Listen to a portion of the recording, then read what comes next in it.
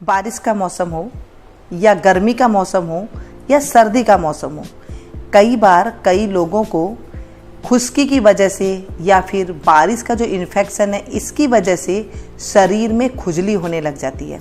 कईयों के तो शरीर का टेम्परेचर ही ऐसा होता है कि उसकी वजह से उन्हें खुजली बहुत ज़्यादा होती है। अगर टाइम से इसे ना संभाला जाए तो ये बहुत बड़ा रूप ले लेता है। आज मैं ऐसी ही रेमेडी लेकर के आई हूँ, बिल्कुल नेचुरल है, घर के सामान से बन जाती है, कोई ज़्यादा तामझाम नहीं है। इसे आप ज़रूर करें। अगर आप दवाई ले लेके थक गए हैं तो आप इस रेमेडी को ज़रूर एक बार आजमाएं और आप देखेंगे इससे बहुत जल्दी आपको फ़ायदा मिलेगा।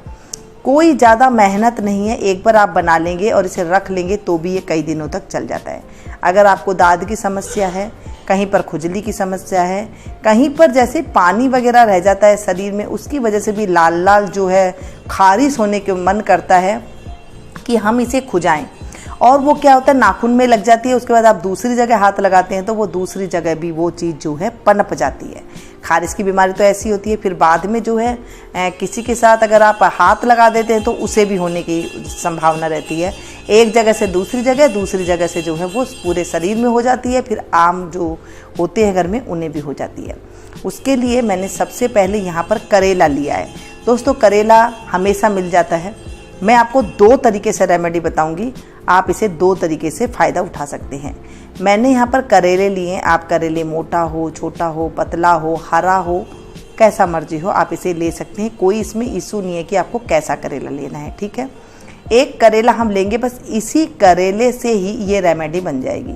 लेकिन ये करेला की जो रेमेडी मैं आपको बताऊंगी, जैसे मैंने कहा कि आपको 2 तरीके से बताऊंगी, ये कब लगाना है, किन लोगों को लगाना है और किन लोगों को नहीं लगाना है, ये सारी बातें मैं आपके साथ शेयर करूंगी। करेला ले लिया, इसे हम अच्छे से वॉश कर लेंगे। पानी के अंदर डाल करके इसे आप थोड़ी देर छोड़ दें ताकि जो इसमें थोड़ा बहुत हो वो अलग हो जाए, जो थोड़े से कीटाणु वगैरह होते हैं। पानी से अच्छे से वॉश करने के बाद आप इसे पोंछ लें या फिर इसे ऐसे ही आप जो है आगे से पीछे से इसमें से काट सकते हैं। छोटी छोटी सी इसकी हम फाँक तैयार कर लेंगे। कोई इसे छीलना जरूर नहीं है। करेला आपको पता है कितना फ़ायदेमंद होता है, हमारे शरीर में से जहर निकालने का ये काम करता है। मैंने यहाँ पर जो छोटे छोटे करेले थे तो यहाँ पर मैंने 2 करेले ले लिए हैं और इन्हें छोटी छोटी फाँक में मैंने काट लिया है। जो करेले की स्किन होती है ना, जो छिलका होता है, ये बहुत ज़्यादा फ़ायदेमंद होता है, आपको पता है। और जो शुगर की बीमारी होती है वो उसमें उन्हें ज़्यादा करेला का रस पीने के लिए कहा जाता है ना। अब हम इस जो कटे हुए फाँक है इसे हम मिक्सी के जार में डाल देंगे और इसमें 3 से 4 चम्मच में पानी डालेंगे और इसे बिल्कुल अच्छे से इसका पेस्ट बना लेंगे। चटनी का जैसा मैंने इसे पेस्ट बना लिया है, कुछ भी इसमें मैंने नहीं डाला है, थोड़ा सा पानी डाला और इसे बस पीस लिया। हो गई ये रेमेडी तैयार। अब इस रेमेडी को किन्हें लगाना है किन्हें नहीं लगाना है ये भी मैं आपके साथ शेयर करूंगी। पहले आपने करेले को बना लिया। अगर आपको ज़्यादा खाज खुजली हो गई है, किसी भी तरह की आपने दवाइयाँ ले लेके देख ली और वो आपको नहीं फ़ायदा हो रही है, तो ये रेमेडी आप अपनाएं करेले वाली। अब यहाँ पर है ये कपूर, ये है देसी कपूर। ध्यान रखिएगा, कपूर भी 2 तरीके से आता है। एक होता है पूजा वाला कपूर और उससे भी एक जो पंसारी की दुकान में होता है वो देसी कपूर होता है, वो ज़्यादा फायदेमंद होता है। आप देखेंगे ये कपूर को आप इस तरह से हाथ से मसलेंगे तो ये इस तरह टूट जाता है। वैसे आपने सुना ही होगा, कपूर को अगर हम तेल में मिला करके लगाते हैं तो सर में अगर डैंड्रफ होना तो वो भी दूर हो जाता है। ऐसे ही ये कीटाणु होते हैं, जब हम कपूर से के साथ लगाते हैं तो ये कीटाणु पनपते हैं ना शरीर के अंदर दाद खाज खुजली के रूप में, ये इससे दूर हो जाते हैं। तो कपूर को हम इस तरह से ही मसल लेंगे। ज़्यादा कपूर लेने की कोई ज़रूरत नहीं है। आपने इसे कूट भी सकते हैं, आप इसे कूटने वाली से जिसे हम अदरक वगैरह कूटते हैं, बस इतना बहुत है। आप चाहें तो पूरी 1 सीसी के लिए ये सारा जो इतना सा लिया है ये आप ले सकते हैं, या फिर जो छोटी छोटी सी पैकेट में आते हैं कपूर वो भी आप ले सकते हैं। अगर आपको ये कपूर नहीं मिलता है तो, नहीं तो ये पंसारी की दुकान में आराम से मिल जाएगा। ये जो एक बोतल है, ये आधी बोतल तेल के अंदर इतना जो मैंने कपूर लिया ये बहुत है। वैसे आप डालिए, इसे हिला दीजिए। ये बन के जो है एकदम बढ़िया, आपके अगर डैंड्रफ कहीं पर है या फिर थोड़ी थोड़ी कहीं पर खाज खुजली है, आप इसमें आराम से लगा सकते हैं और बहुत बढ़िया है। मैं पूरी बोतल में डाल करके नहीं दिखाऊंगी, मैं थोड़ा सा ही आपको बना करके दिखाती हूँ।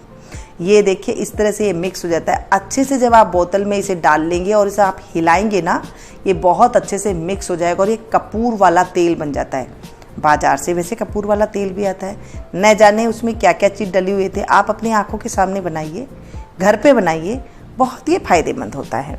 तो इसे हमने अच्छे से मिक्स कर लेंगे। जैसे मैंने कहा कि बोतल में या फिर कोई शीशी में आप डाल करके इसे हला करके इस तरह से पेस्ट बना लें। अगर आपको ज़्यादा दांत खुजली है यानी कि ख़त्म नहीं हो रही है, तब आप इसे थोड़ा सा कम तेल डालें इसके अंदर, नहीं तो आप इसमें फुल एक बोतल के अंदर जितनी मैंने आपको डली दिखाई है, यानी कि जो एक पैकेट में आता है ना, एक पैकेट बहुत है, बस इतना ही डालना है, ज़्यादा नहीं डालना है, नहीं तो इसमें से जो है बहुत ज़्यादा खुशबू आती है। अब आप देख रहे हैं ये जो तेल है ये बन करके ऐसा तैयार हो जाएगा। आपको कहीं पर भी दांत खाज खुजली है, सिंपल दांत खाज खुजली है, तो आप इसमें लगा सकती हैं। ये बेनिफिशियल है क्योंकि बच्चों को अगर आप ये लगा देते तो भी, अगर आपको ज़्यादा है तभी आप लगाए, वरना इसका इस्तेमाल ना करें। यानी कि करेले का इस्तेमाल आप ना करें। करेला जब ज़्यादा आपको हर तरह से, जब आपको दवाई वगैरह लेकर के निराश हो गए हैं, तब आप करेला का पेस्ट डालें, ठीक है, ऐसे ना डालें। मैंने 2 रेमेडी आपको बताई है ना। पहले तो आपको बता दी कि नारियल के साथ आप इसे लगा सकती हैं, नारियल के तेल के साथ, और अगर ज़्यादा है या फिर जल्दी आप करना चाहते हैं सही, तो आप इसमें से ये करेला डाल दें। करेला वैसे कोई ख़राब चीज़ नहीं है क्योंकि हम इसे खाते हैं, तो इसे लगा लेते हैं तो कोई दिक्कत वाली बात नहीं है। जो चीज़ हम खा सकते हैं उसे हम लगा भी सकते हैं शरीर में। बाज़ार में अपने मल्लम लगाते हैं, न जाने उसके अंदर क्या क्या चीज़ डाली हुई है। आप इसे एक बार इस तरह से उंगली में ले करके जहाँ पर भी आपको है खारिश खुजली, आप इसे इस तरह से लगा दीजिए। बस थोड़ी देर लगा लें और आप इसे 15 से 20 मिनट लगा करके आप इसे पोंछ करके देख लीजिए। अगर आपको आराम थोड़ा मिलता है तो आप इसे लगा करके थोड़ी देर और रख सकते हैं। ज़्यादा ऐसे नहीं कि आपको पूरी रात रखना है या ऐसे रखना है, ऐसे कोई इसमें नहीं है, क्योंकि पूरी रात आप रखेंगे तो ये लिक्विड है, कहीं कपड़ों में लग सकता है। आप सीधा सीधा बस इसे लगा लें, हटा लें। हाँ, तेल और जो कपूर है आप उसे पूरी रात के लिए लगा करके छोड़ सकते हैं। पता है आपको, कपूर के अंदर वो पावर होती है, अगर कहीं पर आपके शरीर में दर्द है, अगर आप वहाँ पर लगा लेते हैं तो वो दर्द को भी खींच लेता है। कपूर तो उड़ जाता है, कपूर की खुशबू उड़ जाएगी, कोई उसके अंदर कुछ नहीं रहने वाला है, लेकिन उड़ने के साथ साथ वो आपके दर्द को भी हटा लेता है। तो आपको पता है जहाँ पर खारिश होती है वो खारिश को भी उड़ा करके ले जाता है। कपूर के अंदर इतनी पावर होती है। करेला जो कि स्किन के अंदर जितनी प्रॉब्लम होती है, शुगर के जितनी प्रॉब्लम होती है ना, किसी रूप में भी अगर शरीर में कहीं खून की वजह से कोई कमी है, खराबी है, तो वो वहाँ से इसे खींच करके ले आएगी। ये जो रेमेडी है ज़बरदस्त है, कोई ऐसी नहीं है। इसे बिल्कुल आप लगाएं, बेफिक्र होकर के लगाएं, कहीं पर भी आपको है उसे खुश मिले। ध्यान रखिएगा, कई बार हम शरीर में पानी छोड़ देते हैं, जैसे टॉवल से अच्छी तरह हम पूछते नहीं हैं, तो तौलिए से जब आप रगड़ करके अच्छे से सुखा करके बदन को पोंछेंगे, उसके बाद आप कपड़ा पहनेंगे, तो ये प्रॉब्लम कम होती है। जहाँ पानी रह जाता है या फिर पसीने की वजह से या फिर धूल मिट्टी की वजह से कई बार ये चीज़ें पनप जाती है। आप इस तरह से लगाएं और आपको फ़ायदा हो तो आप ज़रूर जो है इसे आप कमेंट्स बॉक्स पे लिखिएगा। ये जो मैं जानकारी आपको देती हूँ, ये जानकारी बिल्कुल यूज की हुई है और बहुत ही ज़्यादा अच्छी है ये। तो ये रेमेडी आपको कैसी लगी आप ज़रूर बताएं। मिलती हूँ फिर से एक नई वीडियो में नई रेसिपी के साथ, और आपको क्या रेसिपी चाहिए ज़रूर बताएं।